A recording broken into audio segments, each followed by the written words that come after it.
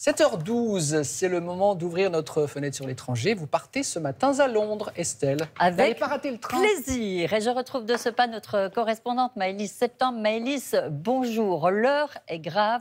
Vous nous parlez en fait d'un vol qui s'est passé dans la capitale anglaise. Un terrible vol. Quel est le butin très précisément ?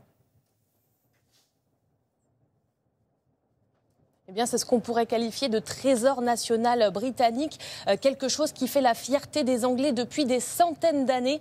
Alors rassurez-vous, les bijoux de la couronne vont bien, mais les voleurs ont dérobé du cheddar. Et pas qu'un peu, 22 tonnes de cheddar, c'est près de 1000 meules qui ont été subtilisées de l'entrepôt d'un fromager londonien. Et le mode opératoire des voleurs, vous allez le voir, ne va pas améliorer les relations franco-britanniques. Regardez ce reportage réalisé avec Léna Soudre et Nick Bousby. Sur ces étagères, ces meules de cheddar sont sans le savoir les rescapés d'un vol qui émeut les Britanniques.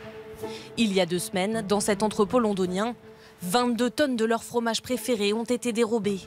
Près de 1000 cheddar de premier choix, volés au nez et à la barbe de ce fromager artisanal et de ses 85 employés. Là, c'est du cheddar Westcombe. Là, c'est du Pitchfork. Et là, du Hafod. Ce sont ceux qui ont été volés. Sur cette étagère, il y a 20 meules. Et ils ont volé 50 fois ça. On a un sentiment de choc et d'horreur. Et on est embarrassé aussi, parce que les voleurs se sont joués de nous. Ils nous ont bien nus. Car la méthode des voleurs de cheddar est elle aussi surprenante. Ils ont passé une énorme commande, 360 000 € de fromage, qu'ils sont venus collecter, prétendument pour une entreprise française. Ils se sont fait passer pour un grossiste français bien connu. On a chargé leur commande avec ce transpalette jusque dans leur camion, puis ils ont disparu au portail. Et on n'a jamais revu le cheddar, ni l'argent qu'ils nous devaient. Mais alors, qu'est devenu le butin de cette escroquerie ?